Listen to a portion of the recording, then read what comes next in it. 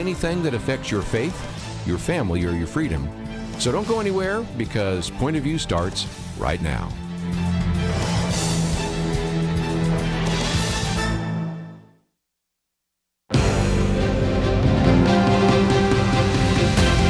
Across America, live. This is Point of View.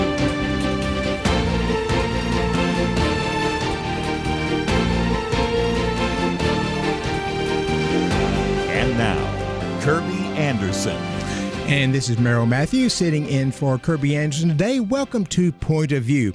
We've got a great show for you. We're going to start out in the first hour with Dr. H. Sterling Burnett. He is with the Heartland Institute out of Chicago, and he is an environmental policy expert. And we're going to be talking about the Environmental Protection Agency, because a lot of things have changed at the EPA since Donald Trump became president again.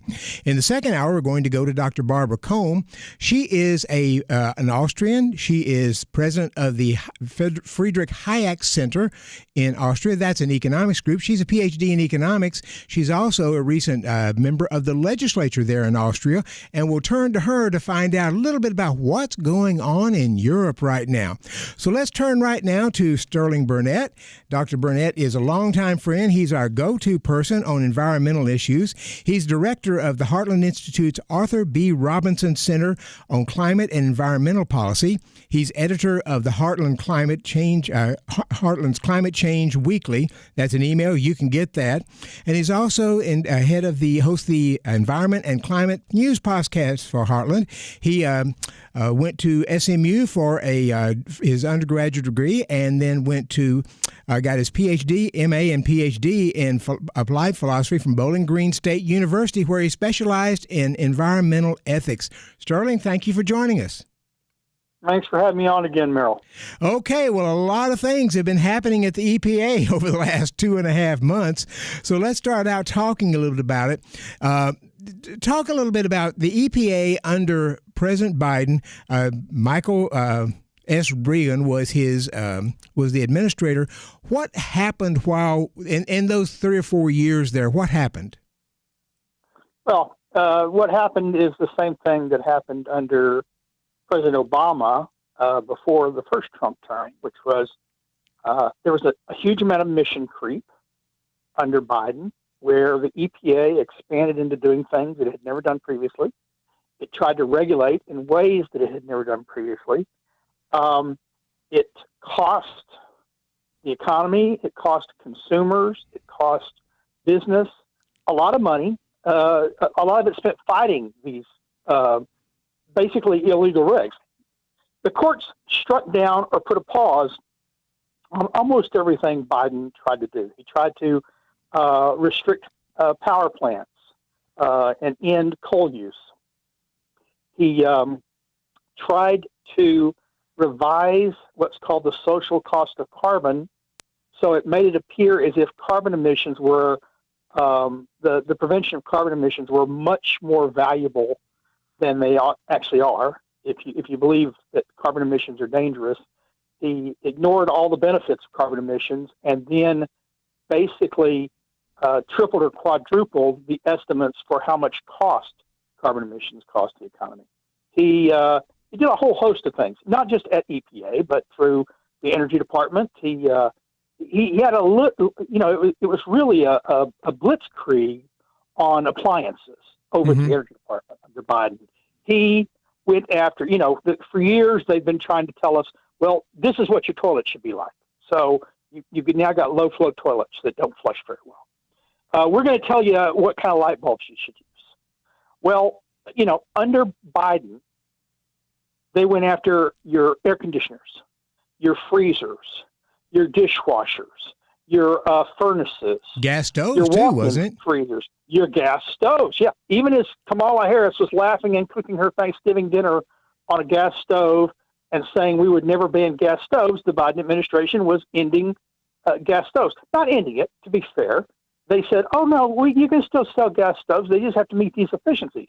The only problem is the only gas stoves that can meet the efficiency levels Biden was applying are the ones celebrity chefs use. Yeah, if you've got $30,000 for a gas stove, your name is, pick your favorite celebrity chef. you get to continue using gas stoves, and the rich get to continue eating at your restaurants. But if it was John Q. Public or Susie Hockey Mom, no. You've got to cook on electric stoves because you can't afford gas stoves anymore. One of the things it was just one appliance after the other. So Biden was doing all sorts of things, and as we all know, there's a new sheriff in town, and the new sheriff has totally reversed course with the help of Congress in some instances. One of the things that we have talked about a number of times here on Point of View is the DEI, the Diversity, Equity, and Inclusion programs that were out there. The incoming administrator has, under Biden, they were trying to really expand the DEI programs all over the country through EPA, weren't they? EPA, yeah. Every department, every agency had to have an environmental justice department in it. So you're HUD, environmental justice. What is it? Tell us what an environmental justice department is. Well, that's the problem. No one really knew because it's not in law. It's made up. There's no law that creates or specifies what environmental justice means. So it meant whatever the Biden administration wanted it to mean. And basically, it was a DEI program. It was a program to funnel money to organizations that basically support democratic causes. And the argument was, these will be in poor neighborhoods, these will be in minority neighborhoods, and what we'll do is we'll give them money to do what? Well, does it really foster inclusion? Is it equity? No. What it would do is fund the Biden administration's green energy programs. Basically, Biden could not get the Green New Deal through Congress, even when they controlled Congress. Remember, they controlled Congress for a while. Even when they controlled Congress, the Green New Deal couldn't get passed. So everyone was worried about inflation. They passed something laughingly called the Inflation Reduction Act, which Biden himself admitted had nothing to do with fighting inflation. And they funded the Green New Deal. And it was, we want to help poor neighborhoods so long as they install high efficiency windows and the best, the most efficient air conditioner. We'll funnel lots of money. We're going to build Tesla charging stations in poor neighborhoods where no one owns a Tesla. But it satisfies their green goals, and they say it serves environmental justice. But like I said, in what sense is it just? There was no sense. It was made up. But every department, every agency had to have one, an environmental justice department. Now that's gone because it was created whole cloth from executive orders, and it was erased when Trump came in. My guest for this hour is Dr. H. Sterling Burnett with the Heartland Institute. He is also head of, runs their climate newsletter, which we'll give you information later on that you can sign up for that and get that email so you can keep up with track on what's happening in the environmental issues. When we come back, we want to explore a little bit more about that Green New Deal because that was such a big issue with Alexandria Ocasio-Cortez promoting it, Bernie Sanders promoting it, and so forth. They tried to say that it really wasn't the Green New Deal and when they passed the Inflation Reduction Act, but there were a lot of elements in there which was essentially trying to implement the Green New Deal because the Green New Deal got just sort of a bad reputation, but they were able to sort of get most of it through anyway. So stay with us. We'll be back on Point of View.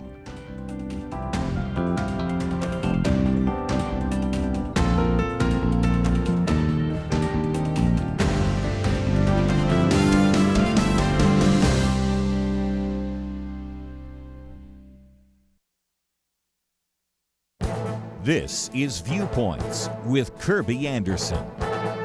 Last week, the president launched tariffs and a trade war. Nearly everyone has an opinion about tariffs, but it's worth looking back at an article written in 1985. Well, why should we consult an essay that is 40 years old? We should pay attention to it because it is talking about something that happened nearly a century ago. Ed Yardeni provides a reprint of his article, The Protectionist Road to Depression. He believes the single most catastrophic cause of the Great Depression was the Smoot-Hawley Tariff of June 1930. Yes, the stock market crash of October 1929 was significant, and so were other economic events at the time. But if you look at his graphs about what happened after the passage of the Smoot-Hawley Tariff, you can see his point. A little history might be in order. Representative Willis Hawley from Oregon introduced a tariff bill in 1929. Senator Reed Smoot of Utah introduced his version of the tariff bill that was finally passed in 1930. A conference bill was later passed, and as critics predicted, international trade retaliation came from numerous countries. Soon, world trade collapsed, as he shows in one of his exhibits. He wrote his essay because he was seeing protectionist sentiments spreading at an alarming rate. One bill at the time would impose a 25% tax on all imports from Japan, South Korea, Taiwan, and Brazil. Sound familiar? The countries targeted might have changed, but the percentages proposed are the same. Will the current tariffs bring jobs back to this country? On my radio program, I read the long list of companies who say they will invest in America. Yes, there is some good news with the tariff announcement, but there's also concern. That's why learning a bit of economic history might be helpful. I'm Kirby Anderson, and that's my point of view. For a free booklet on a biblical view on chemical abortion, go to viewpoints.info/chemical abortion. Viewpoints.info/chemical abortion.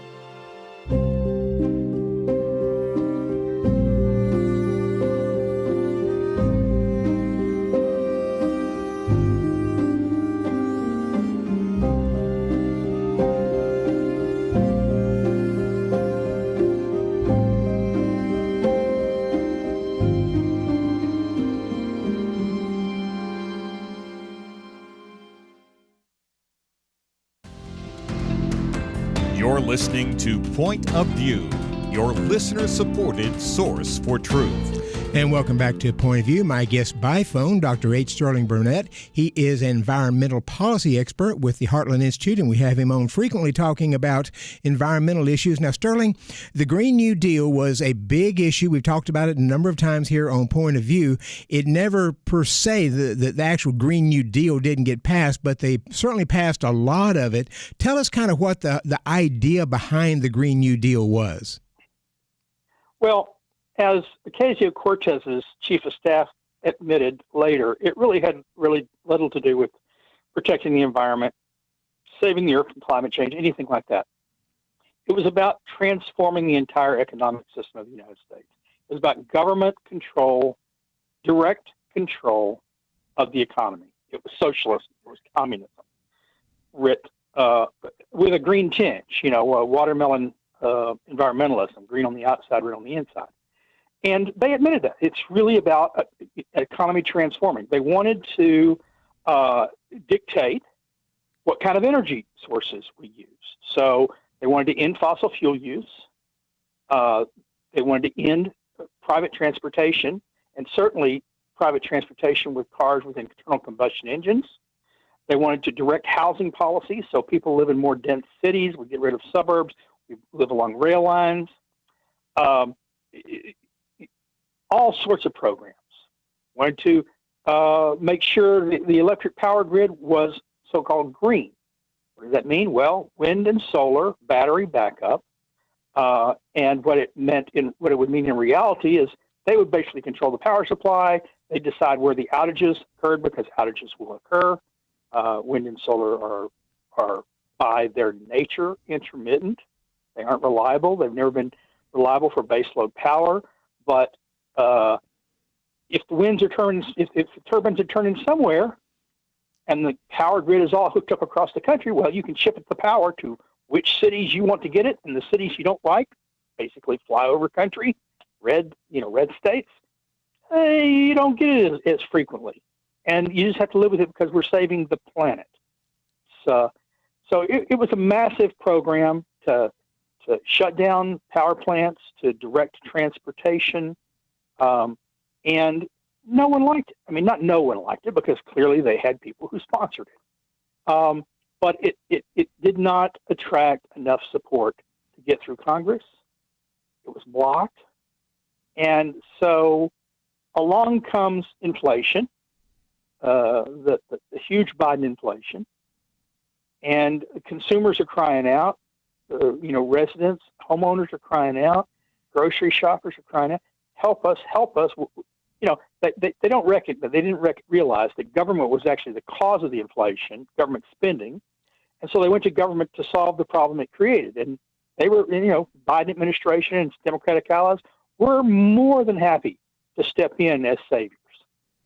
It created the Inflation Reduction Act. And what it did was basically through the back door, did a lot of the Green New Deal. The things they couldn't get through directly, they got in through the back door. It passed without a single Republican vote. So the incoming administrator under Trump, Lee Zeldin, he's only been in the office now, I guess, 60 days, maybe 65, 70 days, something like that. Give us an assessment of what you think he's doing, how you think he's doing so far.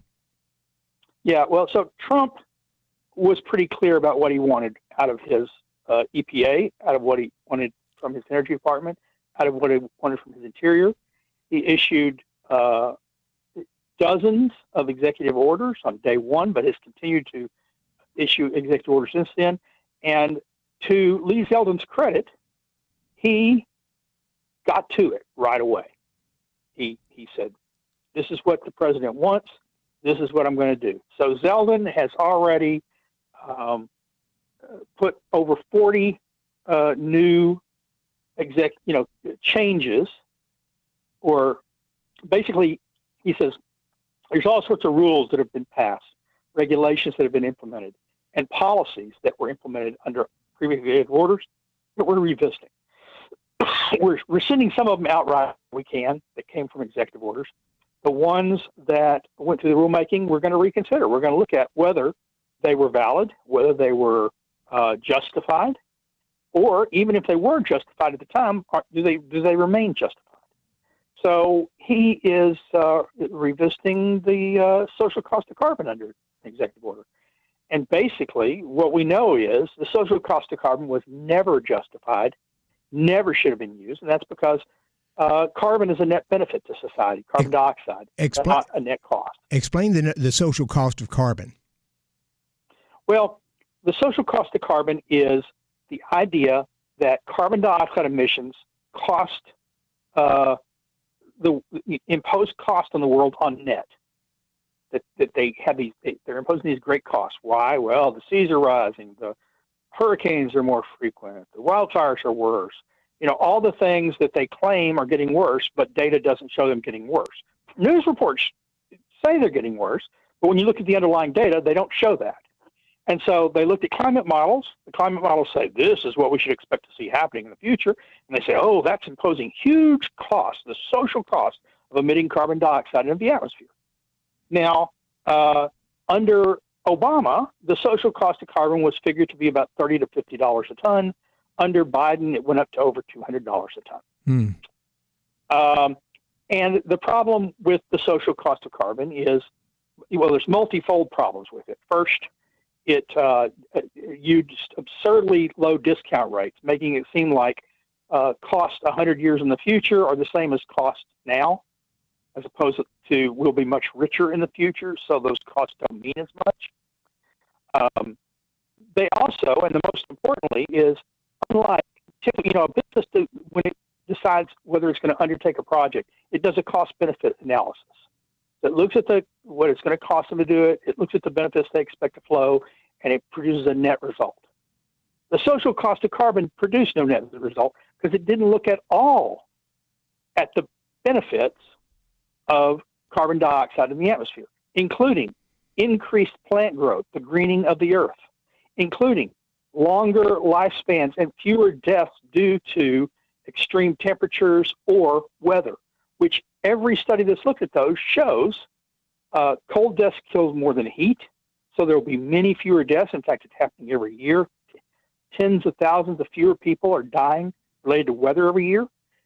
The deaths related to extreme weather events are down 98% over the past century, even as the Earth has modestly warmed. and fewer people are starving and more people are being fed. But none of those benefits figured into the Obama administration's and later Biden's social cost of carbon calculation. So they would use that as a way to sort of cancel or deny certain projects because they said if we wanted to build a pipeline from West Texas to the Gulf Coast to be able to carry oil or natural gas or something, but in doing that, our social cost of carbon of doing that is really high, and therefore we denied it. Did I understand that right? That's right. That's how they used it. Infrastructure projects never got off the ground. If they were in the middle of being built, they were shut down. But it was also used to justify all sorts of rules, like power plant rules, which say, okay, well, a coal plant, existing coal plants emit this much CO2. We know the cost of CO2 is X dollars a ton. The social cost of carbon tells us that. We've got to figure that into whether we continue allowing them to operate, because they're imposing these costs on society, and they should have to account for it, not just the electricity they're providing. So it was used for all sorts of things. And it all flowed from something called the endangerment finding, and that's the big thing that Zeldin is reviewing right now. So we're going to take a break here in a minute. So when we come back, we want to talk about that. And we want to talk a little bit more about some of the other issues like the CAFE rules and some of those things. And I believe there was an announcement just a day or two ago where President Trump is going to allow some increase in coal production, I believe. So that's an important change in things that we've seen in the past. My guest for this hour, Dr. H. Sterling Burnett. He's with the Heartland Institute. We have more information about Sterling on our website, pointofview.net. You can go and find out more information there. You can sign up for his climate change email. I get it every week. It is very important and allows you to sort of see what's happening out there in the world of climate policy, so you can connect with him through that through the climate change, and you can also learn about his podcast that he does there for the Heartland Institute. So when we come back, we'll continue our discussion with Sterling Burnett. If you'd like to call and ask Sterling a question, 1-800-351-1212. If you've got a question about the environment and some of the policies, either from the Biden administration or from the Trump administration, you can give us a call, 1-800-351-1212. We'll be back talking with Sterling here in just a few minutes, and we'll find out more about what's happening under the Trump administration and the new Environmental Protection Agency administrator. Stay with us.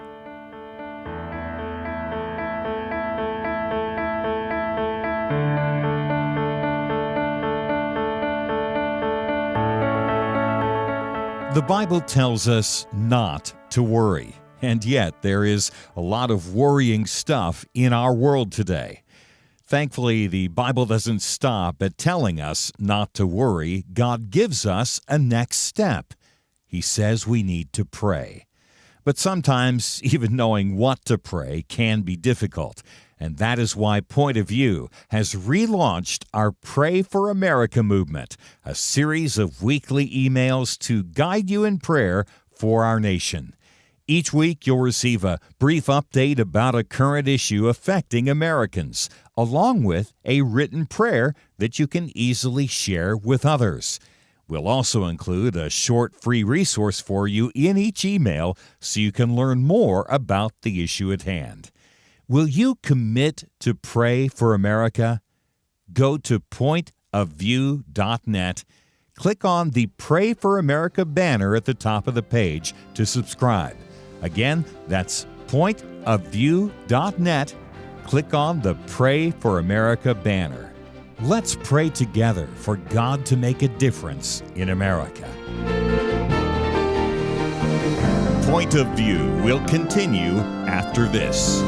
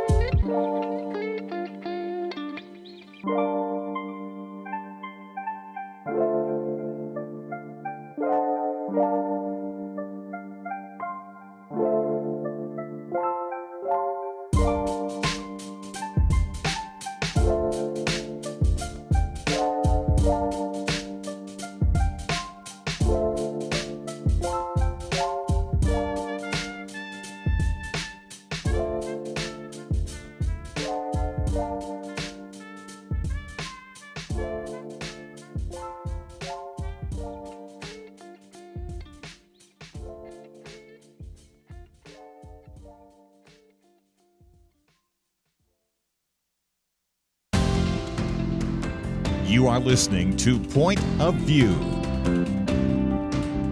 The opinions expressed on Point of View do not necessarily reflect the views of the management or staff of this station.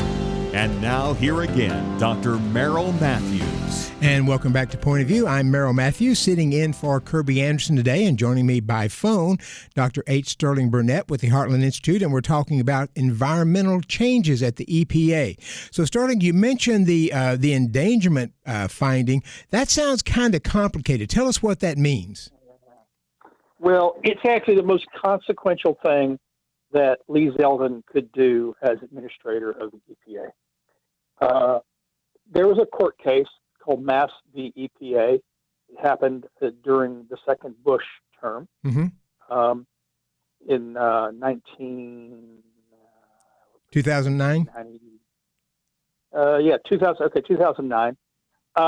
And in that case, Massachusetts sued EPA saying it needed to be regulating carbon dioxide emissions from vehicles. EPA said, no, we don't have the authority. Congress didn't grant us that authority under the Clean Air Act. So it goes to court. Lower courts found that EPA was right, but it went to the Supreme Court, and the Supreme Court said, no, you're wrong, EPA. Congress gave you broad authority to regulate pollutants under the Clean Air Act, not just the ones that it specified.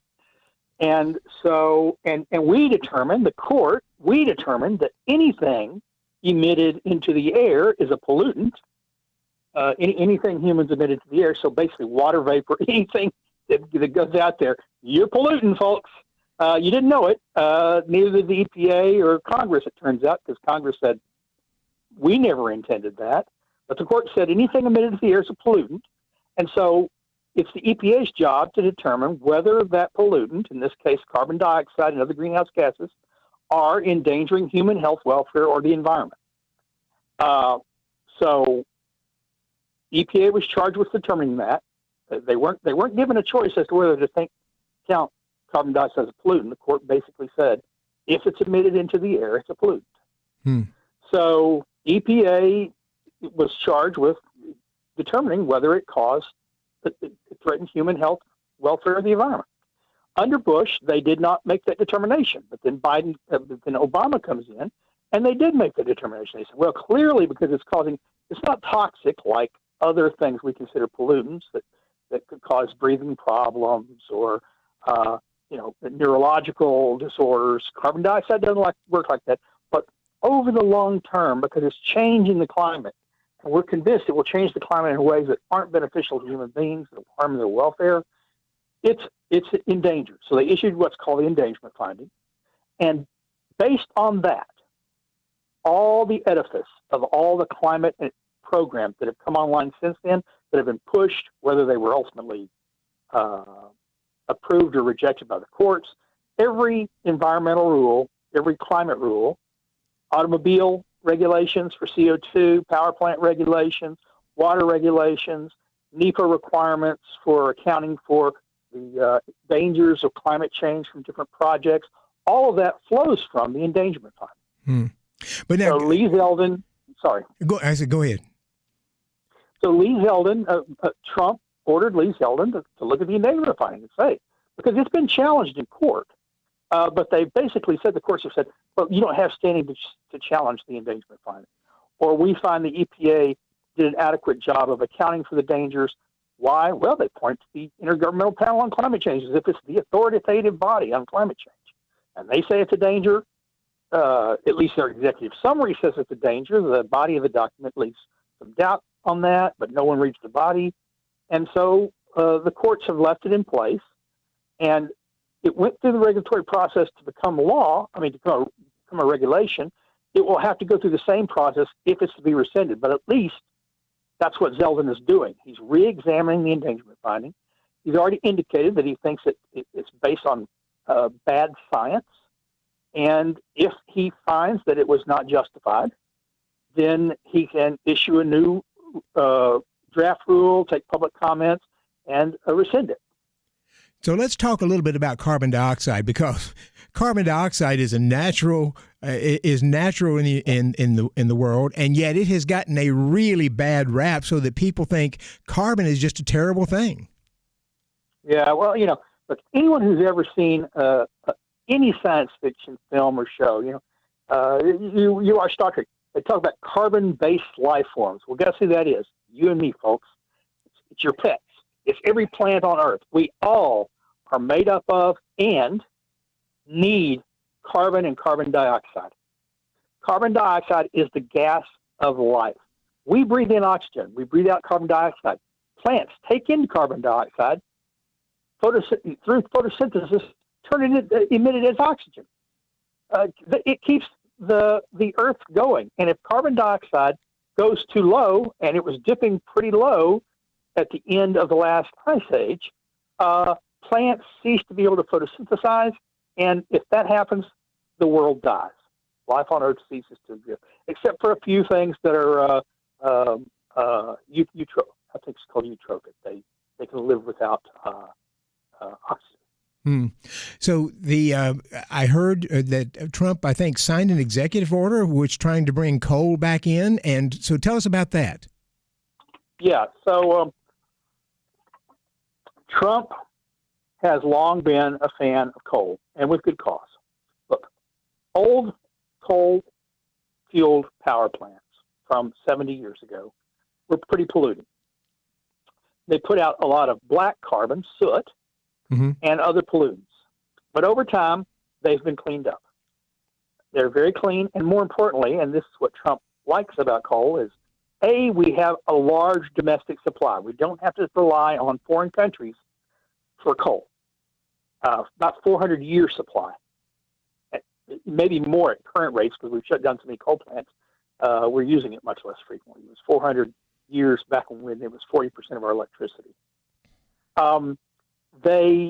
We have a large domestic supply, and this is as or more critical, it's reliable. It can be used for baseload power. It provides power as needed on demand. Engineers designed the power grid of the United States and in most developed countries along two goals, reliability and affordability. Coal is reliable and affordable because it's not dependent on the vagaries of the weather. Wind turbines have been around for a long time. The Dutch have been using wind turbines to pump water out of dams, to keep dry for centuries. Wind turbines have been used to pump water in West Texas for over 100 years, 150 years. So it's not that no one knew that wind turbines provided an energy source. It's that no one wanted to base a power system on something that only works when the wind is blowing. And blowing, as Goldilocks used to say, just right? It can't be blowing too low, and it can't be blowing too fast. You have to have it just right. No, you're an engineer. You design it to work 24 hours a day, 7 days a week, because you want your lights to come on when you flick the switch. You want your refrigerator to work constantly to keep the food from spoiling and killing people. So if we're concerned about carbon emissions, does the new carbon plants, will they reduce carbon emissions much more so than the old carbon plants or the old power plants did? Yeah. Yeah. Well, they talk about carbon capture and storage, but it's not necessary. Look, I'm not worried about carbon emissions. I'm just not. There's no evidence it's harming the world or the environment. Hurricanes aren't getting worse. Tornadoes aren't getting worse. Droughts not more frequent. Wildfires are actually less than they were in the early part of the 20th century. Those are just facts. Computer models that predict something quite different, have been wrong for 40 years now. They don't reflect the past accurately. They don't monitor, they don't map the current temperatures accurately, but we're told to trust them. Yeah, we don't get the past right, we don't get the present right, but trust what we're telling you about the future. I'm not worried about carbon emissions, but if you were, there are things they can do to make coal much more expensive and make it as unreliable as wind and solar, install a carbon and capture technology on it. So that removes the carbon, but it also makes it function less well. So, that's a trade-off. And since I'm not worried about carbon dioxide emissions, the current coal plants, they do produce less emissions per unit of output. right? They're much more efficient than the old ones, but they still produce emissions. And in fact, their emissions are higher than natural gas and hydro, than other sources of electricity, nuclear especially. So I'm not coal, and only coal. I'm all that is affordable and reliable. And let me tell you what that includes. That includes coal. That includes natural gas. That includes hydroelectric. That includes nuclear. You know what it doesn't include? Wind and solar. They are neither affordable and certainly not reliable. The affordability, everyone sorry. We'll be back with our last segment with Dr. Sterling Burnett in just a few minutes.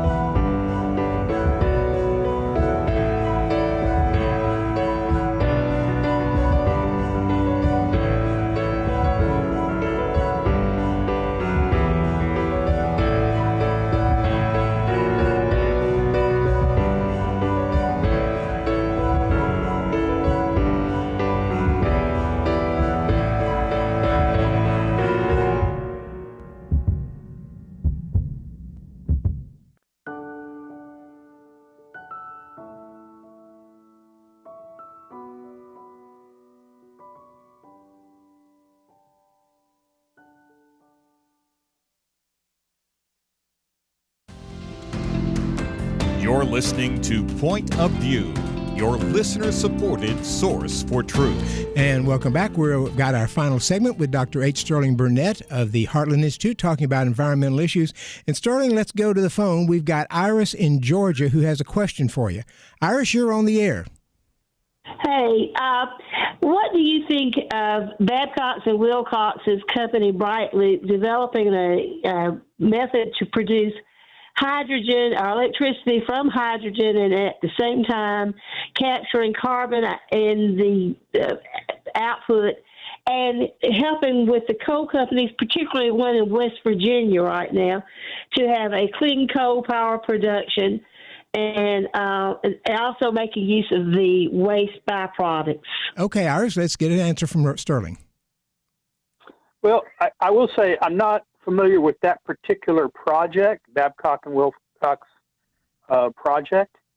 But in general, I think that just like wind and solar were technologies that aren't needed to prevent climate change, I don't think hydrogen is a technology that's needed to prevent climate change, and it's very, very expensive.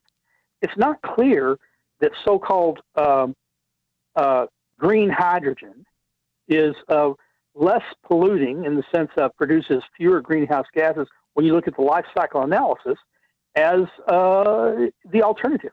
And I've already said, I don't think coal plants need to install so-called carbon capture and storage technology. I think that's just a boondoggle.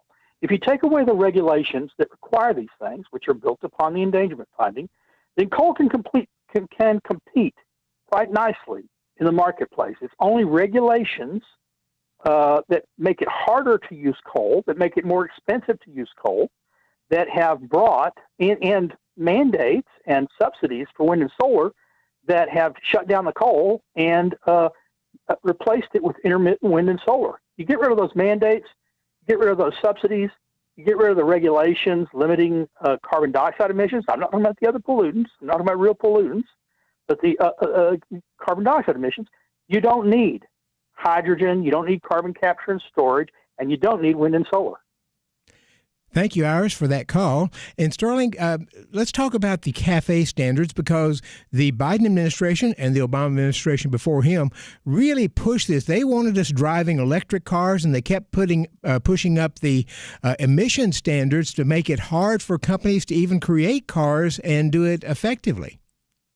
Yeah, the Biden administration and Obama before them very, very egregious on this. Look, they kept saying, we're not taking away your internal combustion engine car. We're not taking away your gas and diesel fueled cars. We're just giving you options. The problem is they were taking away through emission standards because autos can't meet those emission standards. That's why under the last emission standard introduced by Biden, 2/3 of the cars would have to be electric. Now, I don't know if you've driven much lately, but it ain't the case that 2/3 of the cars are electric. It's not even the case that 10% of the cars are electric, and they're not likely to be. They said, oh, we're saving the auto industry. No, you're saving the auto industry from government regulation. If you want to save the auto industry, get out of its way and quit trying to dictate to it the kinds of cars you will allow on the road based on unnecessary carbon dioxide emission standards. Carbon dioxide is not a danger. If the endangerment finding goes away, you shouldn't be regulating based on that. You got other issues with other pollutants? Okay. But we've already got catalytic conversion. We've already cleaned up most automobile pollution. In the end, people like traditional cars and trucks that use gasoline and diesel for a lot of reasons. The power they provide, the size, the comfort, all the amenities, and the distances they can travel on a tank of gas. I'm sorry, electric vehicles don't meet those needs very well. It's nice for the elites to have a second vehicle to drive around in their Teslas or whatever other electric vehicle they choose to drive around in. But we, average folks, should not be subsidizing that, should not be forcing that onto the market. Because in the end, what would happen with Biden's mandate was it would force most internal combustion engines off the market. Electric vehicles would be too expensive for average people to drive, and voila, you don't have people driving. Instead, they have to take mass transit, which is what it was all about anyway. Well, starting Ford, they really just don't want people driving. Ford and GM weren't very good at creating electric. Electric cars are fine with me. If you want one and you buy one, that's great. But Ford and GM had some struggles trying to create them, didn't they? Oh, well, yeah. No, GM had to recall all theirs. Ford stopped selling theirs because they weren't moving. The Ford Lightning truck wasn't as good as the Ford F-150, not the best-selling truck in the United States, the best-selling vehicle in the United States for about 20 years running or more. People like the features that it provides, and the Lightning, good-looking truck, but it didn't tow as well, it didn't carry as well, and it's expensive. And boy, does everyone have a charging station at their home? And if they do you really want a vehicle that proves to be more prone to spontaneous combustion than other vehicles in your garage? Not the Ford itself, but electric vehicles themselves. As a percentage of vehicles on the road, they catch fire way too often just sitting there charging. Speaking of charging stations, I think the Inflation Reduction Act provided a lot of money to create charging stations, and I think the last figure I saw was they've made like 8 or 10 of them. That was perhaps one of the biggest boondoggles in the Inflation Reduction Act of all of them. Biden wanted to build how many hundreds? I forget how many hundreds. Hundreds of charging stations across the nation on the taxpayer's dime. Remember, oil companies and their franchisees built gasoline stations on their own dime. Taxpayers were charged with building out the electric charging stations. They spent more than $9 billion.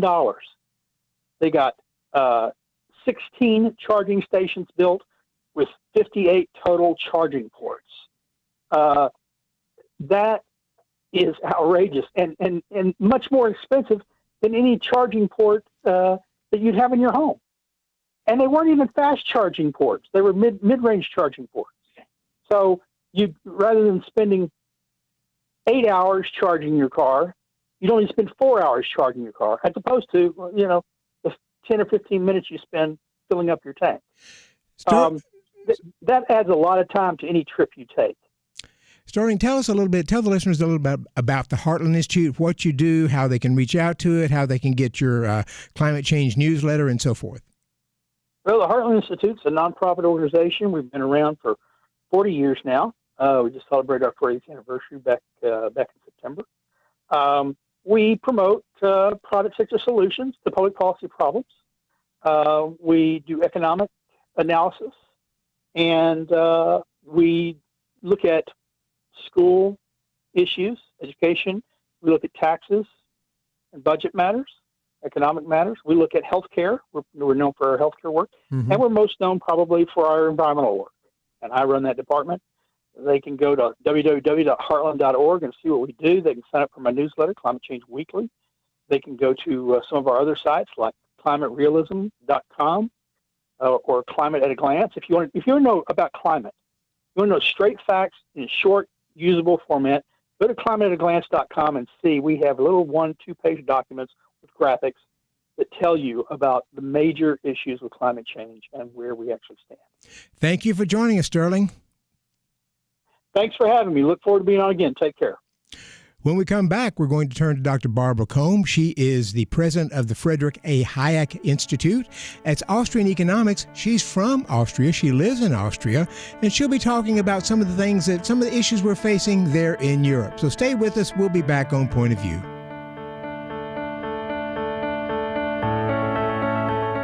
In 19th century London, two towering historical figures did battle, not with guns and bombs, but words and ideas. London was home to Karl Marx, the father of communism, and legendary Baptist preacher Charles Spurgeon.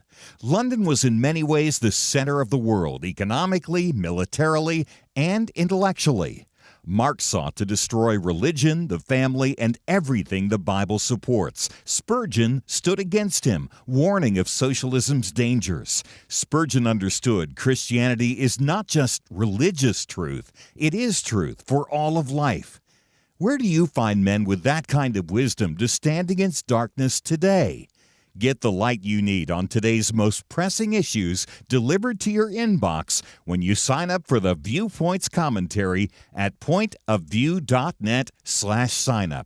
Every weekday, in less than 2 minutes, you'll learn how to be a person of light to stand against darkness in our time. It's free, so visit pointofview.net/signup right now. pointofview.net/signup. Point of View will continue after this.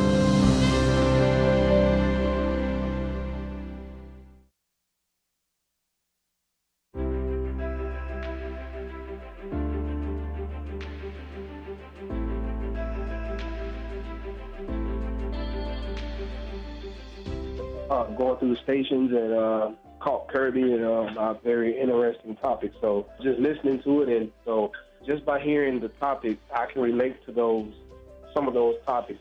But it has impacted my life a lot. I enjoy listening to the station. I appreciate Point of View. You've been great and wonderful. A lot of information, and I really appreciate all your work you do. My wife and I have listened to Point of View for about 17 years now. We just want you to know how much you have meant to us in our lives. I've gotten a real education since I've started listening to Point of View. I want you to think, what would we do? How ignorant would we be if we didn't have Point of View? And come on, guys, give something to Point of View to make sure we don't lose this wonderful voice. And thanks again for what you do. Thank you, Kirby. I consider this my school time, so my 2 hours of school each day. So thank you very much. Point of View Radio Talk Show.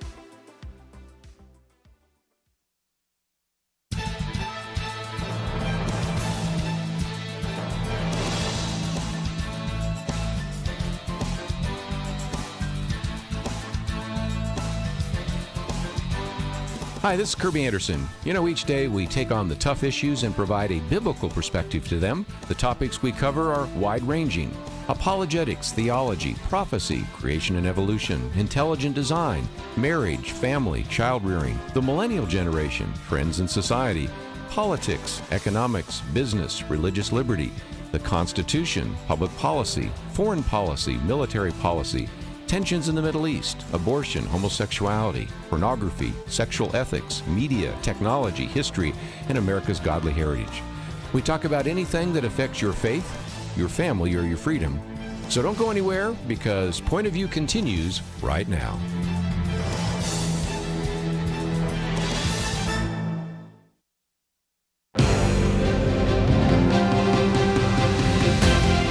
Across America, live. This is Point of View.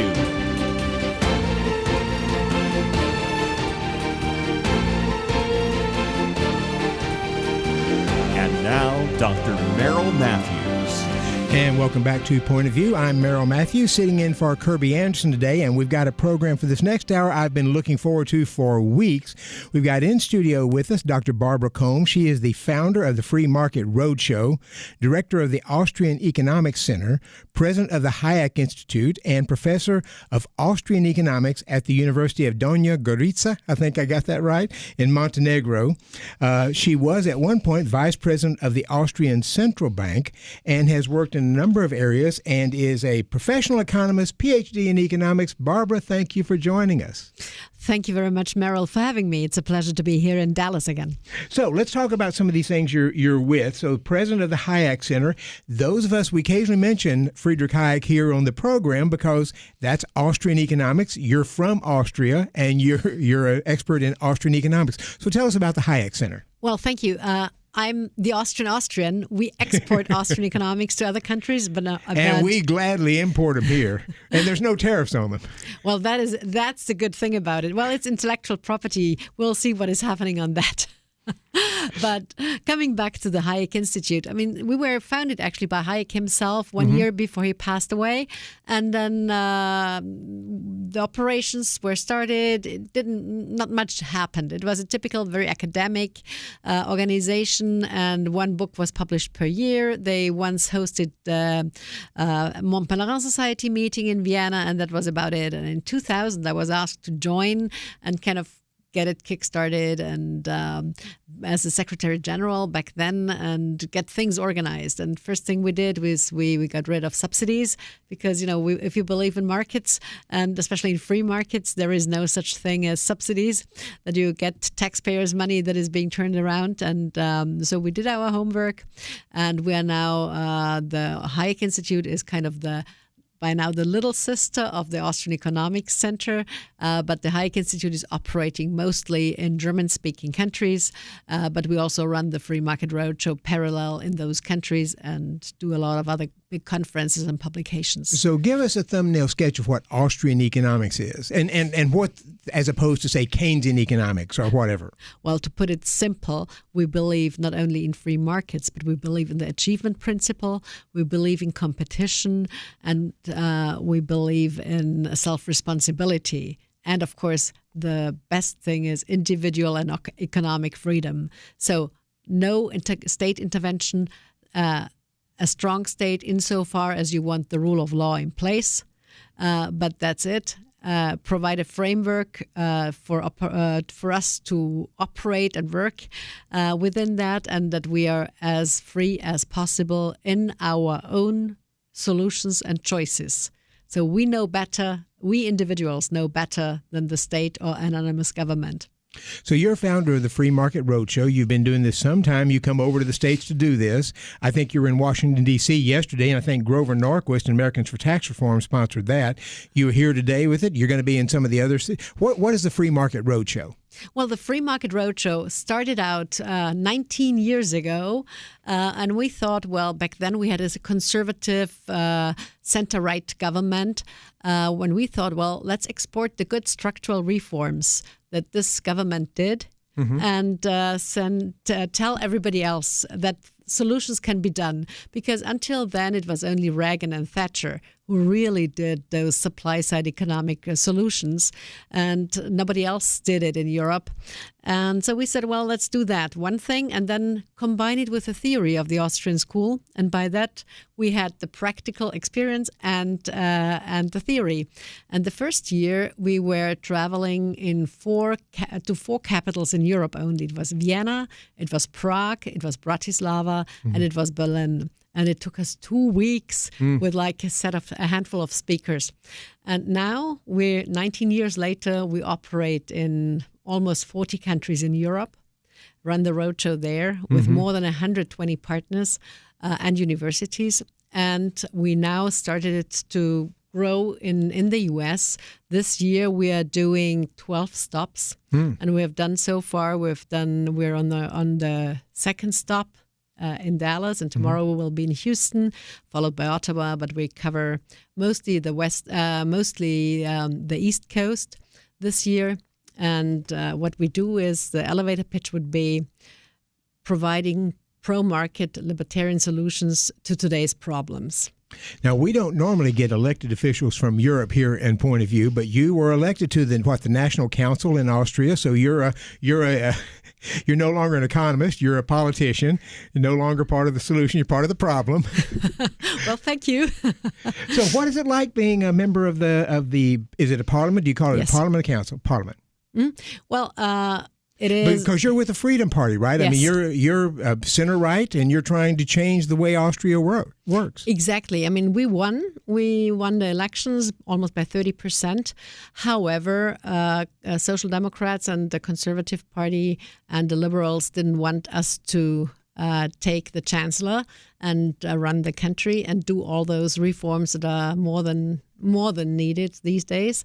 But they formed a coalition against us, so we are now the largest and strongest opposition in Parliament, and will kind of push reforms from this side. But of course, it's always better if you're in the driving seat.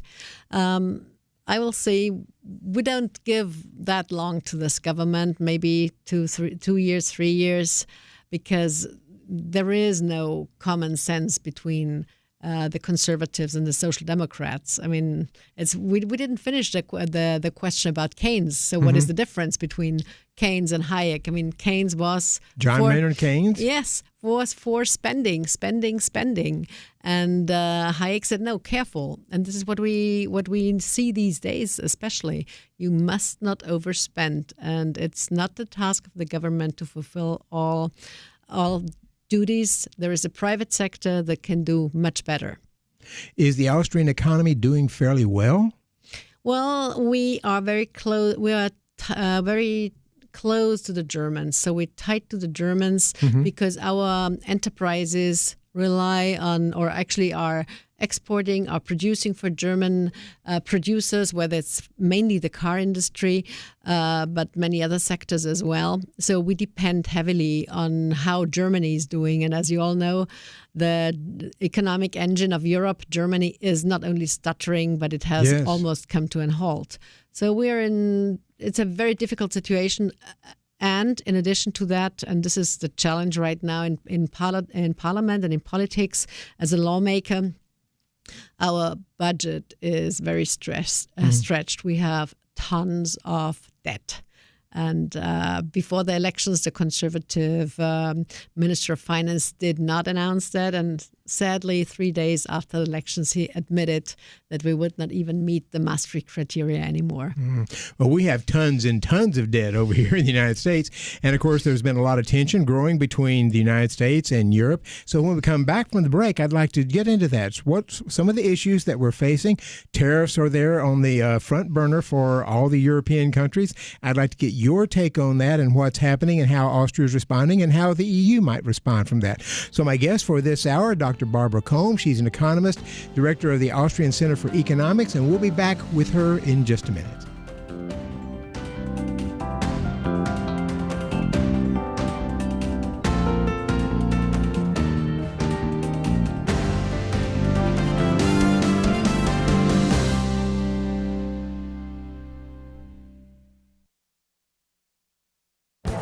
This is Viewpoints with Kirby Anderson. Last week, the president launched tariffs and a trade war. Nearly everyone has an opinion about tariffs, but it's worth looking back at an article written in 1985. Well, why should we consult an essay that is 40 years old? We should pay attention to it because it is talking about something that happened nearly a century ago. Ed Yardeni provides a reprint of his article, The Protectionist Road to Depression. He believes the single most catastrophic cause of the Great Depression was the Smoot-Hawley tariff of June 1930. Yes, the stock market crash of October 1929 was significant, and so were other economic events at the time. But if you look at his graphs about what happened after the passage of the Smoot-Hawley tariff, you can see his point. A little history might be in order. Representative Willis Hawley from Oregon introduced a tariff bill in 1929. Senator Reed Smoot of Utah introduced his version of the tariff bill that was finally passed in 1930. A conference bill was later passed, and as critics predicted, international trade retaliation came from numerous countries. Soon, world trade collapsed, as he shows in one of his exhibits.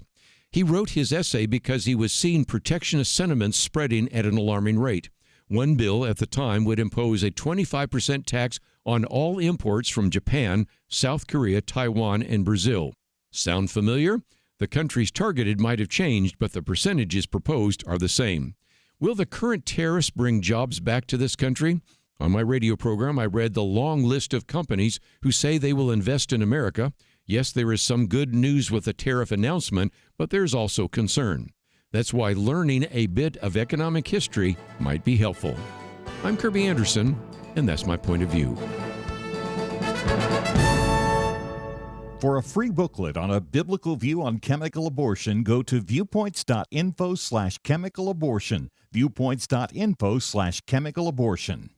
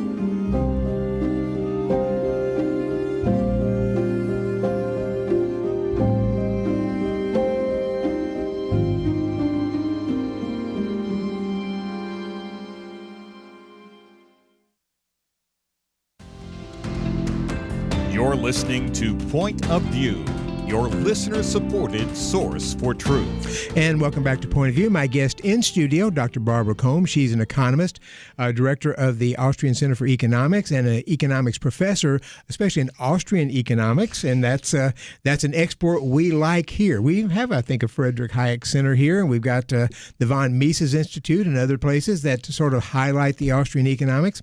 So the big issue here lately is tariffs. Now, if people haven't heard, President Trump earlier today, announced a 60-day pause on the tariffs.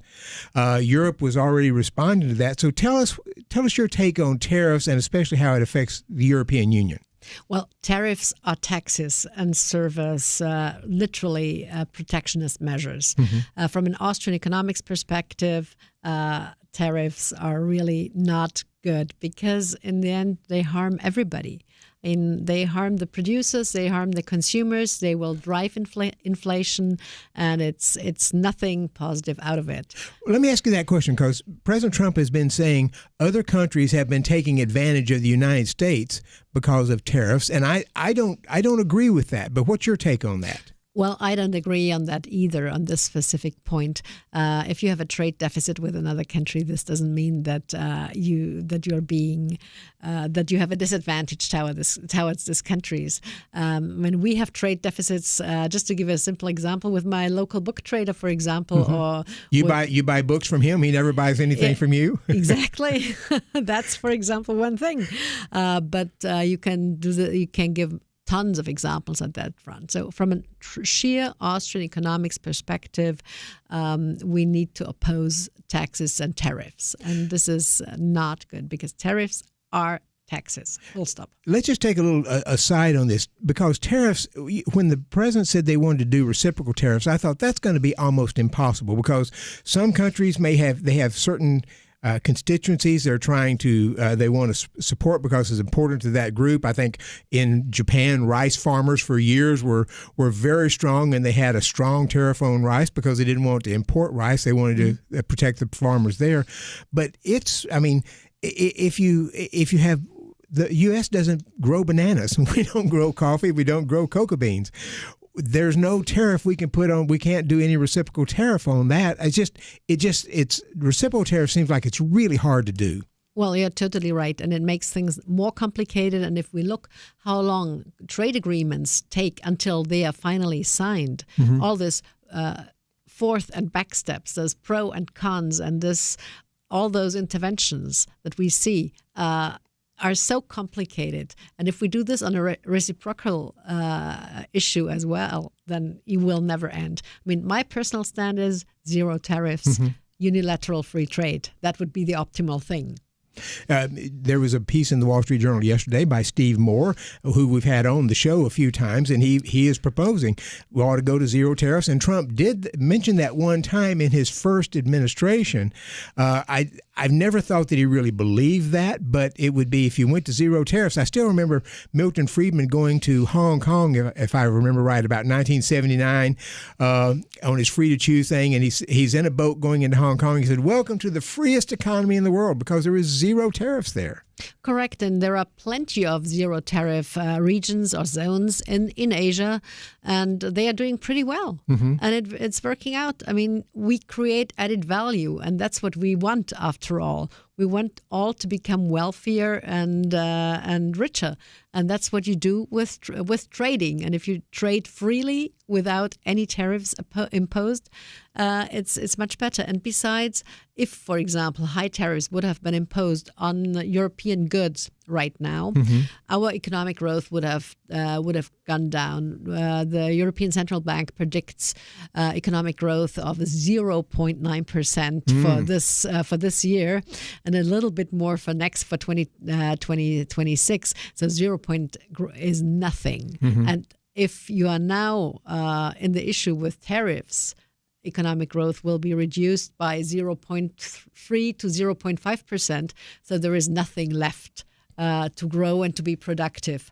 And this would harm our industries, but it will also harm those companies, also those goods that will be exported, say, to the U.S., for example, because we cannot produce at those costs anymore that would be needed to keep the margin and the price. So lesser quality probably will be involved in those products, and the consumer is the one who suffers from that.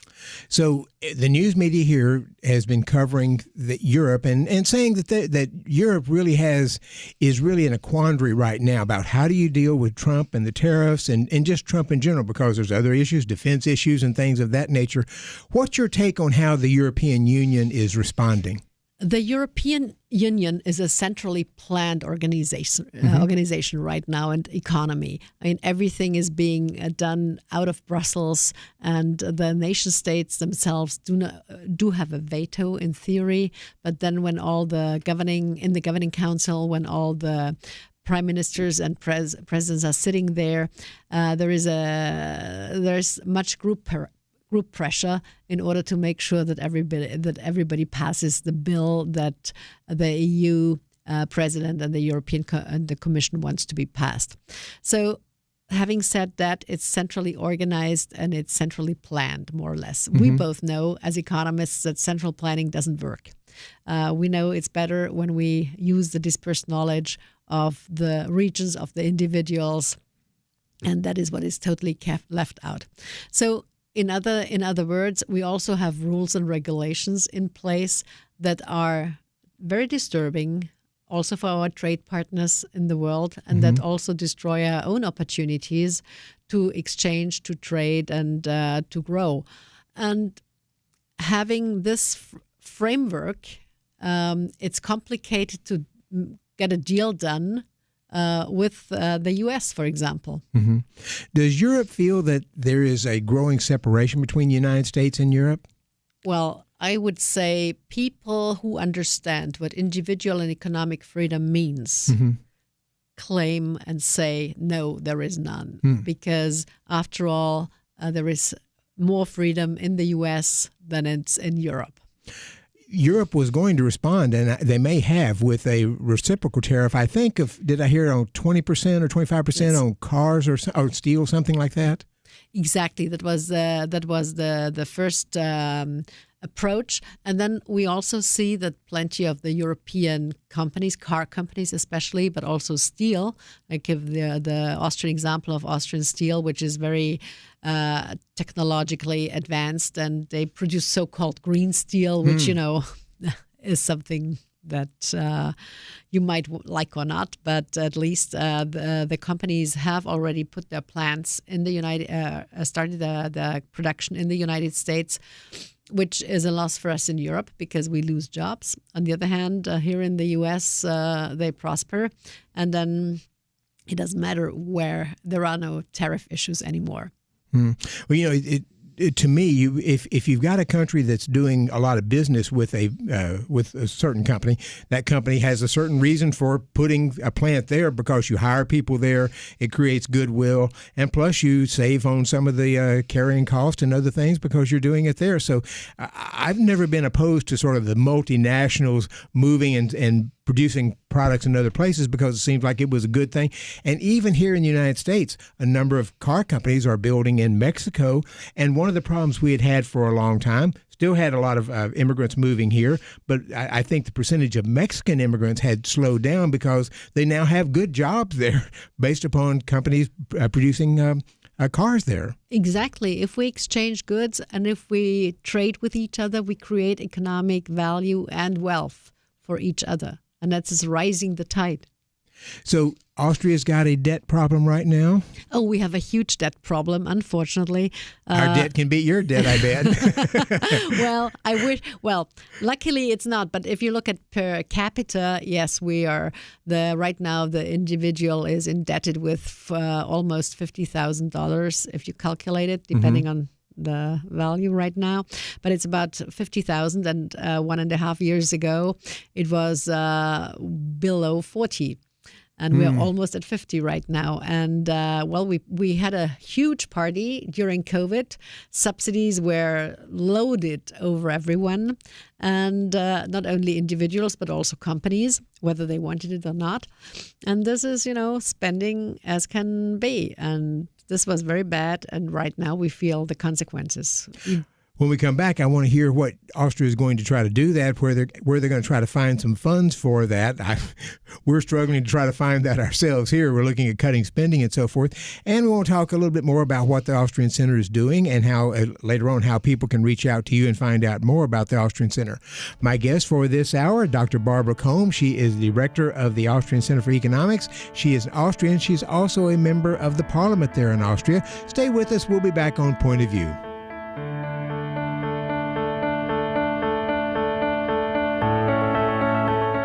It almost seems like we live in a different world from many people in positions of authority. They say men can be women and women men. People are prosecuted differently or not at all, depending on their politics. Criminals are more valued and rewarded than law-abiding citizens. It's so overwhelming, so demoralizing. You feel like giving up. But we can't. We shouldn't. We must not. As Winston Churchill said to Britain in the darkest days of World War II, never give in, never give in, never, never, never, never yield to force, never yield to the apparently overwhelming might of the enemy. And that's what we say to you today. This is not a time to give in, but to step up and join Point of View in providing clarity in the chaos. We can't do it alone, but together, with God's help, we will overcome the darkness. Invest in biblical clarity today at pointofview.net or call 1-800-347-5151. Pointofview.net and 800-347-5151. Point of View will continue after this.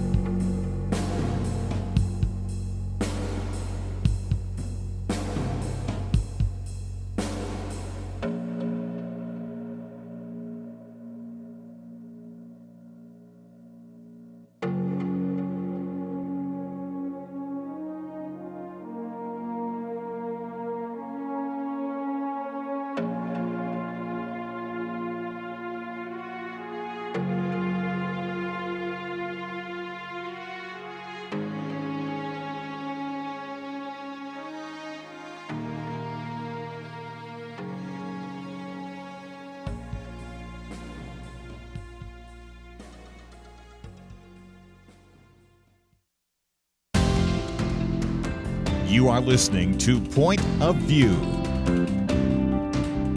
The opinions expressed on Point of View do not necessarily reflect the views of the management or staff of this station.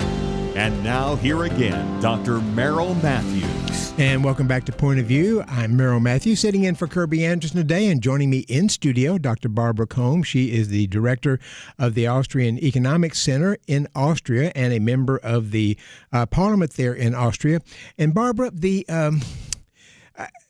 we are struggling with finding money to be able to pay for the things we want to do. We're looking at cutting spending. Austria, President Trump is putting pressure on the EU nations and NATO nations. He wants you spending more on your own defense. I think that's a reasonable thing to do, especially with Russia over there.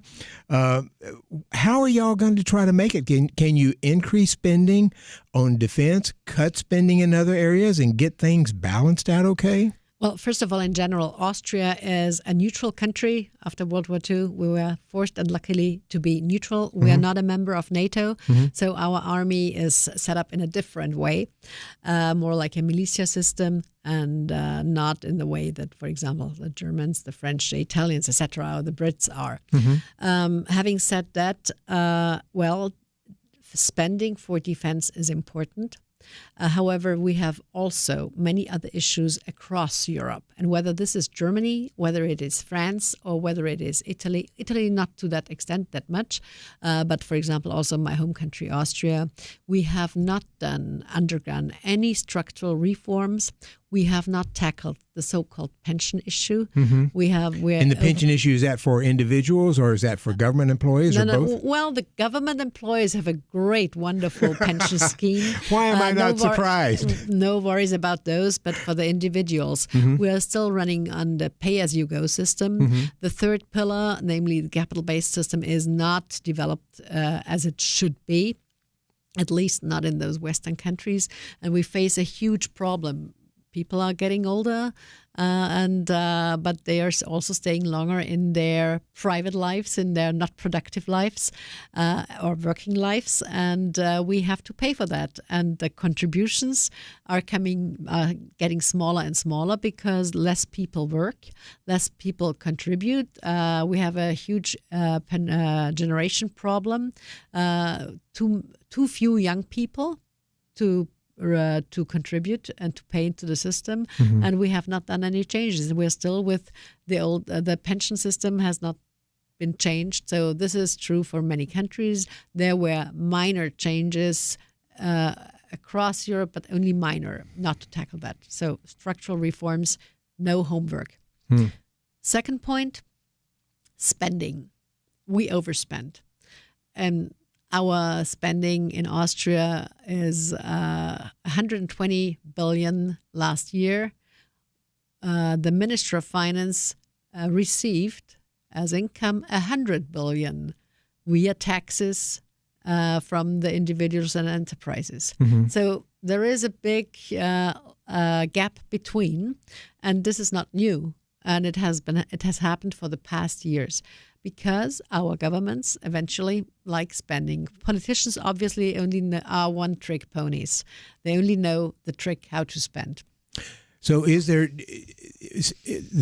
here in the United States, we had the DOGE group come in, Department of Government Efficiency, looking at spending and finding a lot of things that should not have been we shouldn't have been spending on. There's been a broad sense. I've written about our Medicaid and Medicare programs and the fraud and so forth in those for years. Do you feel like there's fraud within the systems? Is there wasteful spending? And how do you have anything like a DOGE there in Europe or in Austria? Well, it is wasteful spending. I mean, we have a spending problem, not an income and contributions problem. It's not an income problem. So we literally have a spending problem. We need to cut our spending, and we should have done or should have had a DOGE long ago. Structural reforms, as I mentioned, homework has not been done. So right now, the new government in Austria, and we put that into the government negotiations, will start a so-called DOGE program. But the first question was, can we create a ministry? I said, no, I mean, this is totally ridiculous. You don't create ministries to cut ministries. Exactly, no bureaucracy to do that. No, don't create more. So you need to set it up in a different way. We've learned a lot from what is happening in Latin America and with Milei in Argentina on the one hand, but also when you observe what is happening here in the U.S. I mean, it's disruptive, and it's a wonderful and good idea. I mean, Hayek and the Austrian school have always asked, what is this task of government? What does the state have to do for its citizens? And it's very limited tasks that the government has to provide, as we discussed earlier. So this is something that we are looking at. And on the European level, the so-called omnibus system was put into place, and the commissioners have announced it in February. However, this is addressing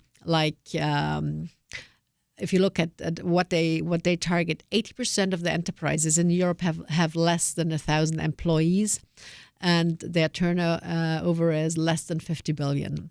So those companies should be excluded for the next 2 years. It will be simply postponed.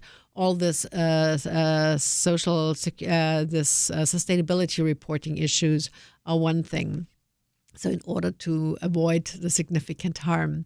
And then the supply chain reporting will also be pushed back. The CBAM reporting will be pushed back only for 2 years. And that's really not helping. The European Union produced 13,000 acts of law in the last 5 years. It produced this amount of bureaucracy. And there is no way to keep track of that. So immigration has roiled U.S. politics. Has it? And I believe it's been true in Europe as well. Austria and Europe, how about immigration there? Well, we have a huge immigration problem, twofold, because, too many came into our countries. We did not close our borders. It was in 2015 when Mrs. Merkel, the German chancellor back then, invited literally everybody to come.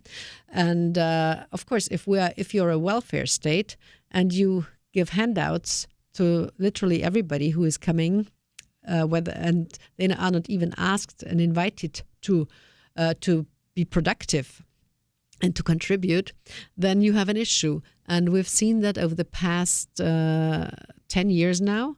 Since 2015, more and more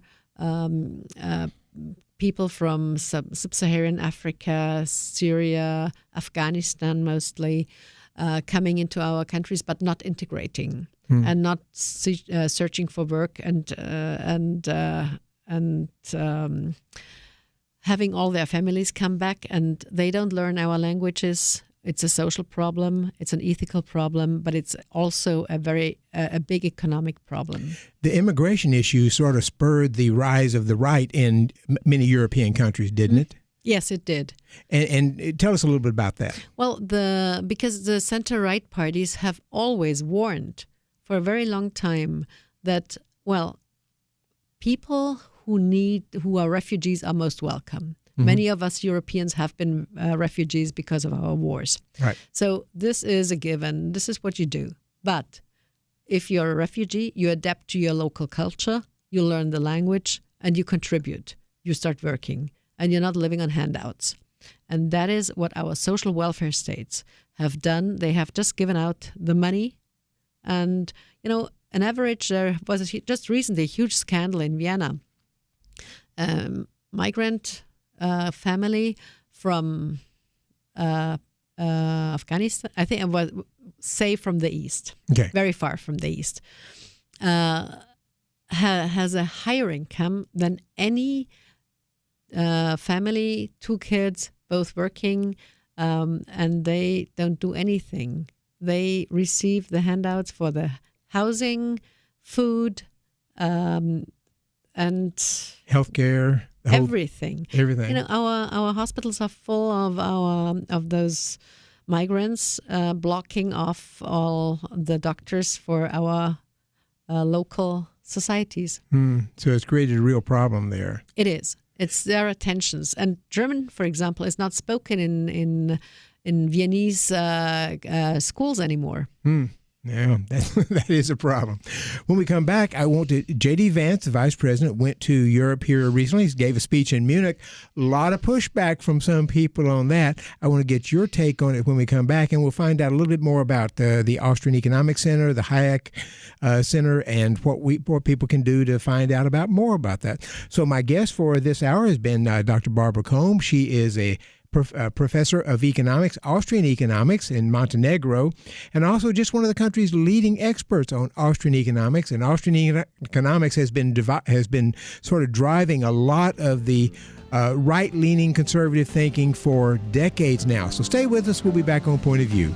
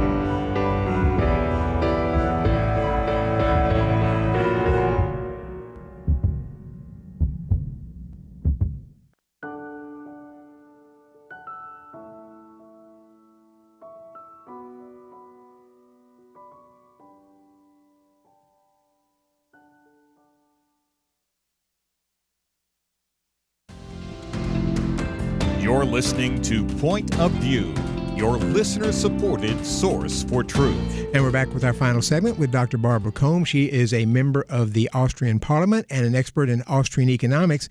And so, Barbara, we have J.D. Vance went to Europe, I think last month, wasn't it? Gave a speech in Munich, and there was a lot of reaction. What was your take on J.D.'s speech? Well, this was the Munich Security Conference, and they obviously wanted to talk about other things. But I think from a very personal perspective, I could underwrite every single sentence that he said, at least, especially those when he was reminding us Europeans that we should look at our own values and that we should look at our own and should do our homework when it comes to reforms and make sure that we have our act together, put it this way. He stressed freedom of speech. Has that been declining in Europe? Well, yes. I mean, we have state-owned TV, state-owned media that are subsidized as well. So what do you get? I mean, your government pays what they want to hear. So people have trouble being able to get their views out, or does the government press against them if they're demonstrating or something of that nature? Well, they're going into a certain direction. So there is one kind of truth and another kind of truth.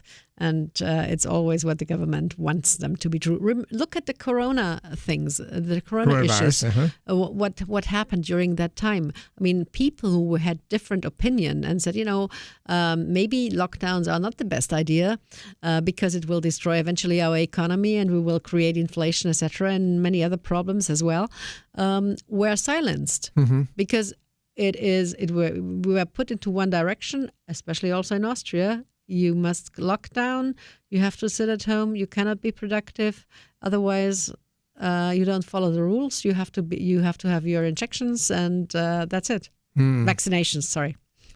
So the one of the things that he was supposed to be talking about was the issue of Russia.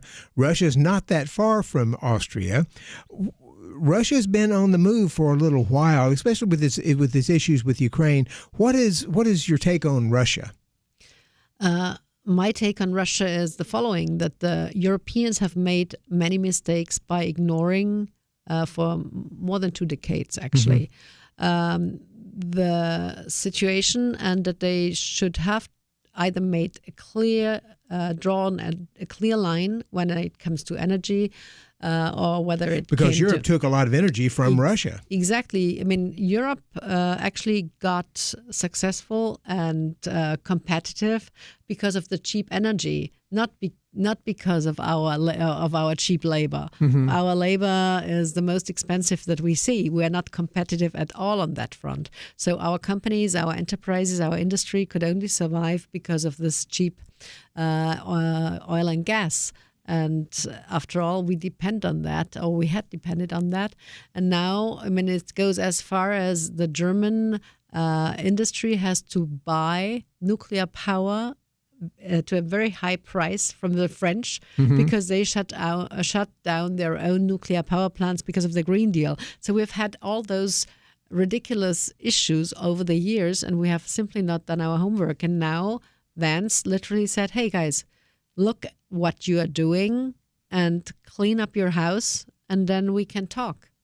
Some of the countries there are concerned that Russia may not want to just stop with Ukraine. Is that a fair concern? Well, as Austrians, we have this experience, and we have been fearing the Russians for many, many, many years. And, the Iron Curtain was literally behind Vienna. And so I grew up with this threat.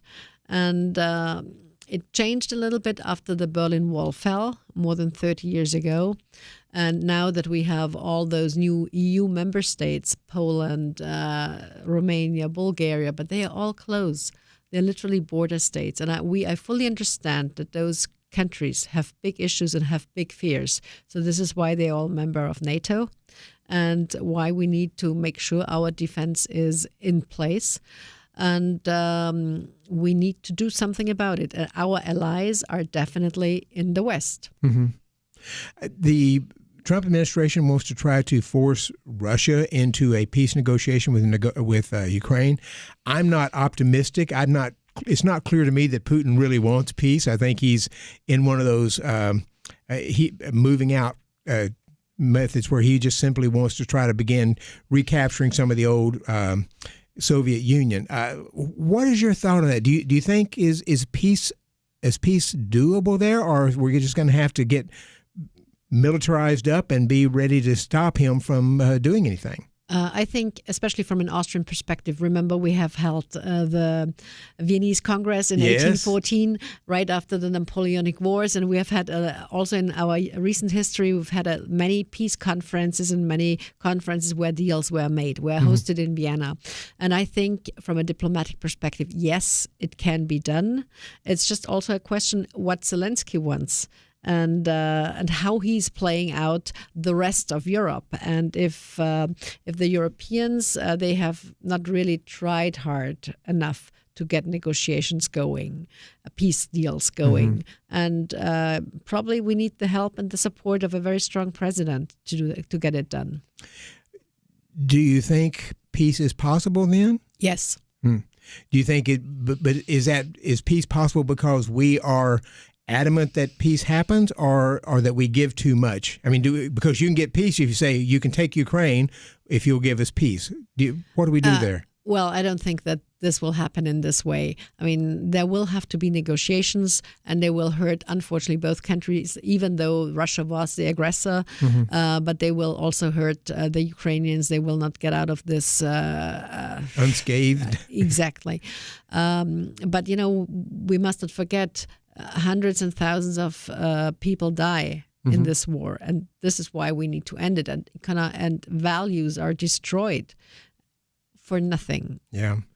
Tell us a bit about the Austrian Economics Center. What do you produce? How can people get in touch with you? What can they find if they go to the website and so forth? Well, we are a classic pro-market libertarian think tank, but we are also a do tank. So we produce academic papers and white papers on the one hand. We advise politicians also in some cases. And this is the practical thing on one side, but we also run conferences and like the Free Market Roadshow, which is now the largest libertarian, actually pro-market tour and event in the world. If you put all those single events together, and we collaborate internationally. We have more than 150 partners with universities and other think tanks, all from the center-right movement across Europe and the United States, but also in Asia. So a lot of economists are interested, but if I'm just an average person out there, can I find out about you and be interested and get involved? Of course, we run various websites. The most prominent is AustrianEconomicsCenter.com. It's Hayek-Institute, AT, because of Austria, or it's freemarket-rs.com, or just put my name in there and you will find it, or just put Hayek Vienna in there and you will find it, or Austrian Center Vienna and you will find us. And to all our listeners, it were great if you wanted to stop by when you're in Vienna, visit us. We have a nice library. We always have good coffee, Viennese coffee houses, the culture. Oh, yes. So feel free to come by. It were great to see you. Thank you, Dr. Barbara Kolm, for joining us and presenting a view on Austria and what's happening there in Europe. It's been great, and I appreciate you joining us. Thank you very much, Merrill. And if you want to find out more, you can also go to pointofview.net. We have a link up there for Dr. Barbara Kolm, plus a short bio of her, and you can find out more about it there. Or you can go directly to her website there in Austria, and I've done that myself, so you can find out the information that you need to go there. I want to thank you for joining us. Thank Megan for engineering, Steve for producing, and I believe Kirby will be back tomorrow. Thank you for joining us on Point of View.